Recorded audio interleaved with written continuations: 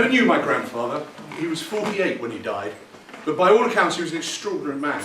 My father would tell me many stories about his wonderful adventures, one of which was that in the 1920s he toured the music halls as a teenage magician. And in later life he had a party trick whereby he'd have a card selected, signed, dated, returned to the middle of the deck, and then he'd take the deck and throw it against the wall or the ceiling, and the selected card would leap out of the deck and stick to the surface. And when I got interested in magic, my father was desperate for me to learn how it was done, or tell him how this was performed, and I never got round to it. And unfortunately last year it was too late because my dad died. And when I was going through his house and clearing out his things, I found this, which is my grandfather's 1920s performance case. And in it was a journal that he kept during those years. And here he describes how he first got interested in magic. He was taken as a boy to the Palace Theatre in Manchester to see Nate Leipzig perform. Now Nate Leipzig was an international magical superstar who at the time rivaled Houdini. Now in his description, there's an entry for that day, he describes an effect of Leipzig's which I'd like to try and recreate here if I may. Now Leipzig was famous for performing, I'll just move my granddad there, for performing with everyday objects rather than large stage props. And here we have 2 wine glasses, a handkerchief and a brand new deck of cards. Now the most difficult part of any card trick is actually removing the cellophane, so I'm going to do that for you.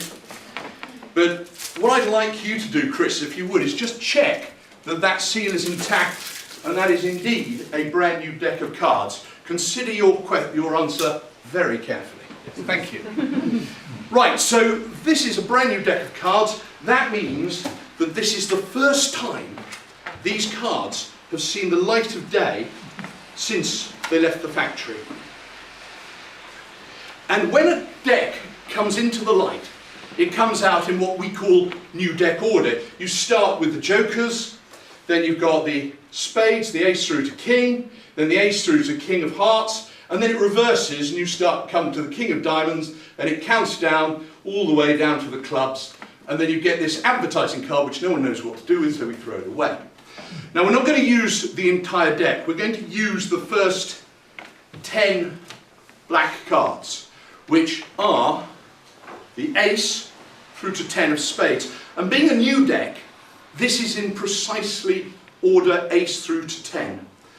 And I'm going to put those cards in that order, in that wine glass, and cover it with this handkerchief.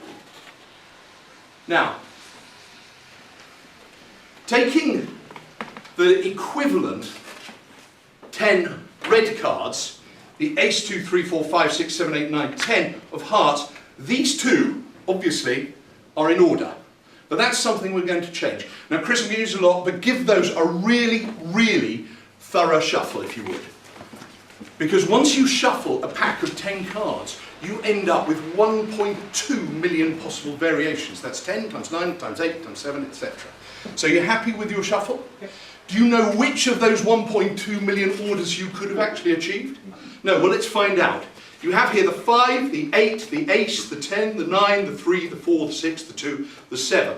So that is Chris's unique order. Now we're going to make this even more difficult for myself. What I'm going to do is, if I could, Kevin, I'm going to run my finger across the top here. I'd like you to say stop whenever you want.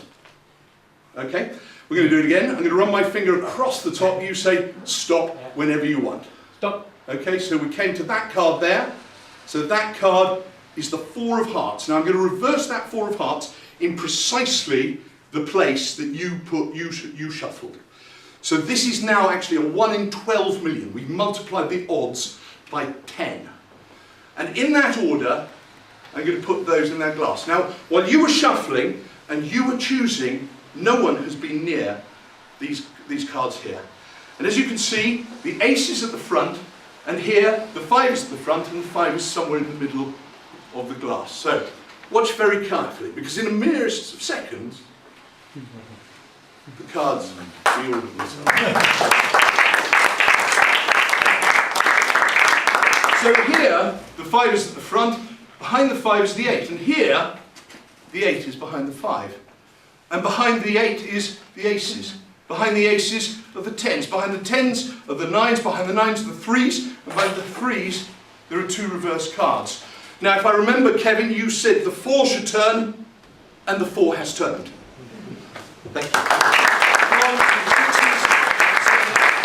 Finally, the 7s. And all the cards reorder themselves in precisely. Now, that trick